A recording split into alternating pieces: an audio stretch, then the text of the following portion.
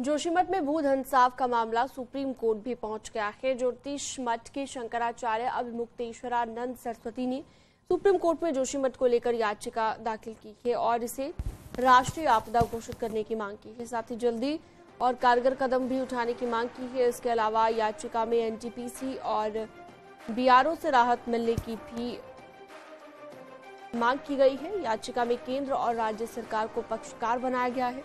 इस याचिका में सुप्रीम कोर्ट से प्रभावितों के पुनर्वास की भी मांग की गई है और साथ ही आर्थिक मदद देने की भी मांग उठाई गई।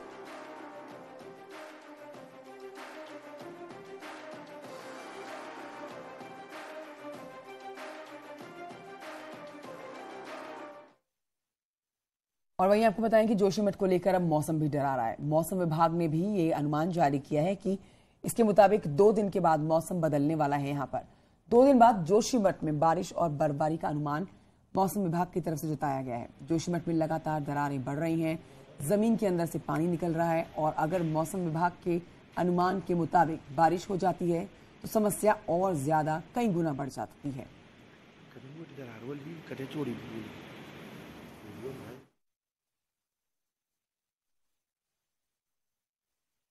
जोशीमठ पहुंचे गढ़वाल कमिश्नर सुशील कुमार का कहना है कि लोगों को सुरक्षित जगहों पर शिफ्ट कराया जा रहा है।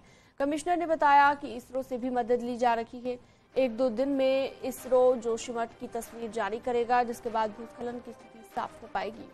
वहीं सैन्य इलाकों में आए दरारों को लेकर सेना के अधिकारियों के साथ संपर्क किया गया और सेना के अधिकारियों ने कहा कि वो अव्यवस्था देख रहे हैं।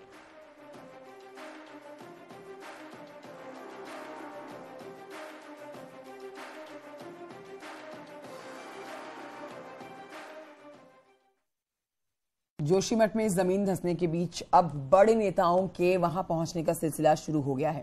विपक्ष की अगर बात करें तो शनिवार को कांग्रेस नेता प्रीतम सिंह ने यहां पर प्रभावित इलाकों का दौरा किया। रविवार को पूर्व मुख्यमंत्री हरीश रावत जोशीमठ पहुंचेंगे। वहीं प्रदेश अध्यक्ष करण माहरा, नेता विपक्ष यशपाल आर्य समेत कई नेता सोमवार यानी कि कल जोशीमठ में होंगे। कांग्रेस प्रदेश अध्यक्ष करण माहरा का कहना है कि जनता की मदद के लिए सब तैयार हैं। वहीं बतौर विपक्ष कांग्रेस पार्टी सरकार के कामों पर नजर बनाए हुए है ताकि प्रभावित लोगों को मदद से लेकर मुआवजा मिलने में किसी तरह की दिक्कत ना हो।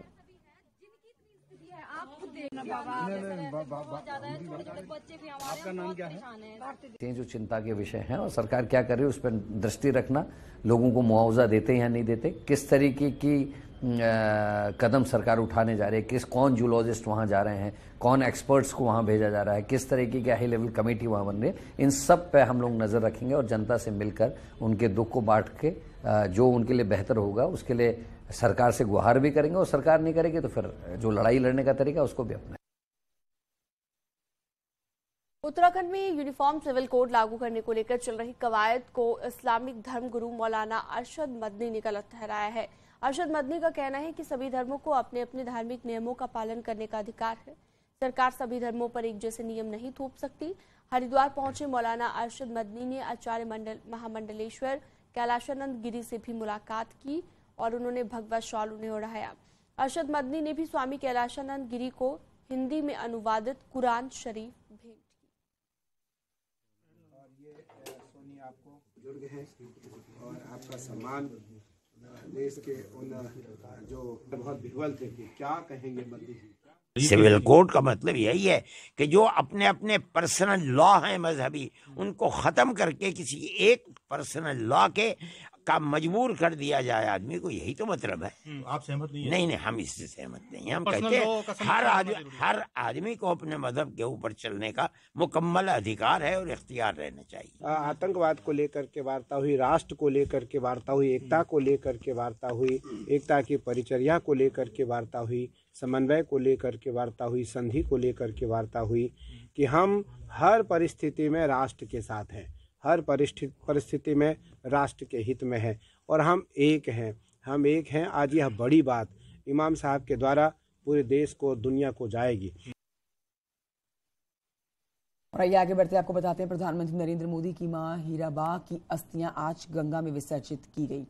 परिवार सहित हरिद्वार पहुंचे प्रधानमंत्री के छोटे भाई पंकज मोदी ने वीआईपी घाट पर अस्थियां विसर्जित की हैं। अस्थि विसर्जन का कार्यक्रम बेहद सादगीपूर्ण ढंग से किया गया। पुलिस और प्रशासन को भी इसकी कोई सूचना नहीं दी गई। वीआईपी घाट पर तीर्थ पुरोहित ने विधि विधान के साथ अस्थि विसर्जन का काम संपन्न कराया। हम आपको तस्वीरें दिखा रहे हैं और बता रहे हैं कि प्रधानमंत्री नरेंद्र मोदी की मां हीराबा का 30 दिसंबर को निधन हो गया था।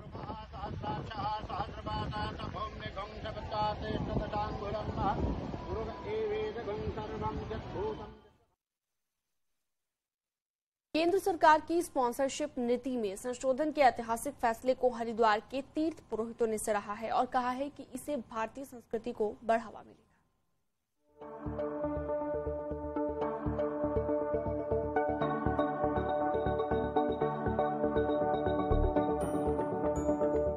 पुरोहितों का कहना है कि पहले भी पाकिस्तान से लोग अपने परिजनों की अस्थियां लेकर हरिद्वार आया करते थे, लेकिन उनमें भारत में कोई रिश्तेदार होने का नियम लागू होता था, तभी उन्हें वीजा मिलता था।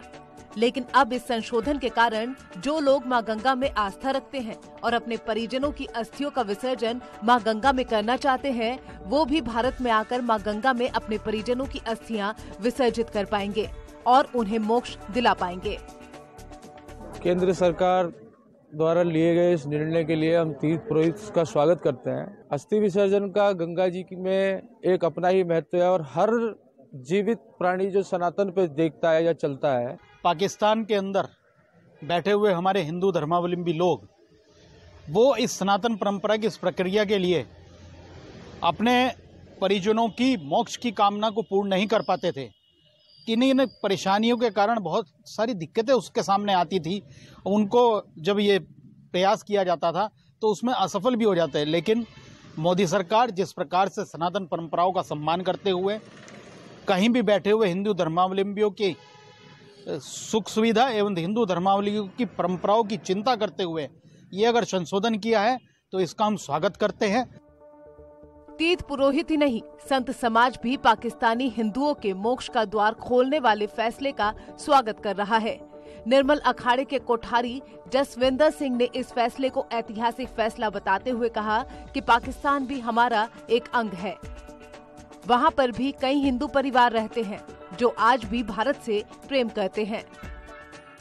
जो निर्णय लिया गया है बहुत ही सराहनीय है, क्योंकि जिन लोगों की गंगा मैया पर आस्था है, जो सनातन धर्मावलंबी लोग हैं, भले किसी भी देश में निवास कर रहे हों। गंगा को मोक्षदायिनी कहा जाता है। देश ही नहीं, दुनिया भर में रहने वाले हिंदू अपने दिवंगत परिजनों की अस्थियां गंगा में विसर्जित करने की इच्छा रखते हैं, लेकिन कई बार देश और कानून इसके बीच में बाधाएं बनती हैं। न्यूज़ 18 के लिए हरिद्वार से पुलकित शुक्ला की रिपोर्ट। बढ़ते हैं आगे, आपको बताएं कि देश के टॉप 3 थानों में मुख्यमंत्री पुष्कर सिंह धामी की विधानसभा चंपावत का इंडो नेपाल बॉर्डर से लगा बनबसा थाना आया है, जिसे 20 जनवरी को देश के गृह मंत्री अमित शाह दिल्ली में सम्मानित करेंगे। बनबसा थानाध्यक्ष के मुताबिक देश के 16,000 पुलिस थानों में बेहतर काम करने पर देश के सर्वश्रेष्ठ 3 थानों में चिन्हित हुआ है। वहीं बनबसा थाने की उपलब्धि के बारे में बताते हुए बनबसा थाने के थानाध्यक्ष ने कहा, इंडो नेपाल बॉर्डर पर मुस्तैदी से तैनात जवान और पुलिस अधिकारियों की वजह से ये उपलब्धि मिली है। सब इंस्पेक्टर हो चाहे एक बीट का कांस्टेबल हो, सबको जो उनके द्वारा बीच में हमारा हमको काफ़ी प्रोत्साहन वो देते रहे, मोटिवेशन देते रहे, जिसके कारण हम लोग लगातार क्षेत्र में काम करते रहे, चाहे वो नशे के क्षेत्र में हो, चाहे बॉर्डर क्षेत्र में कोई भी अवैध तस्करी से संबंधित हो, और अन्य हमारे जो अपराध हैं, चाहे साइबर हो और चोरी जो भी है, उन सबके अनावरण में सर की बहुत अहम भूमिका रही। और चलिए अब एक नजर डालते हैं पहाड़ की 10 बड़ी खबरों पर। 3 देशों के दौरे से लौटे पशुपालन मंत्री